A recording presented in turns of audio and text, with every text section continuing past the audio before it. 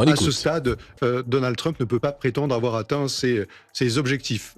Oui, j'ai atteint mes objectifs, dit Donald Trump, avec des semaines d'avance sur le programme prévu. Il n'y a plus de leadership, il n'y a plus de marine, il n'y a plus d'armée de l'air. Ils n'ont plus aucune défense et ils veulent négocier. On voit que ce soir, ces propos sont démentis par ce qu'on a sous les yeux à l'image, bien sûr, puisque il y a encore une capacité de riposte du régime iranien. Stéphane, vous le disiez, un choc en Israël et un sentiment de très grande vulnérabilité ce soir.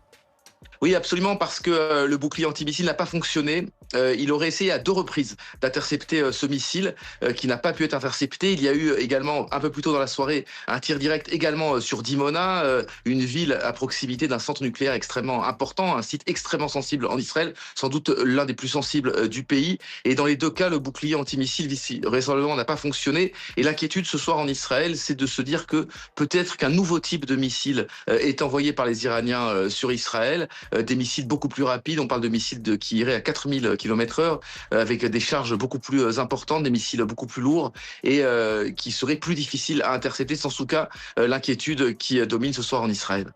Bon, nous savons tous que le dôme de fer est inefficace. Je vais être bref.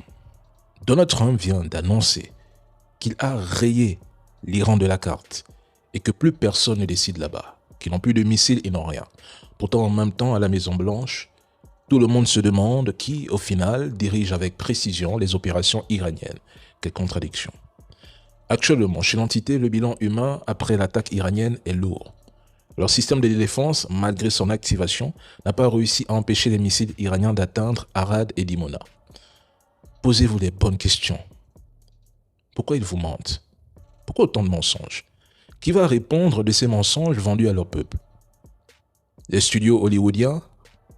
Les trolls, les propagandistes, ils prétendent avoir détruit les 2 tiers des lanceurs iraniens. Puis ils viennent demain vous dire qu'ils ont tout détruit et après, ils vous annoncent qu'il ne resterait que quelques lanceurs. Ils trompent leur population et diffusent seulement ce qu'ils veulent que vous croyez.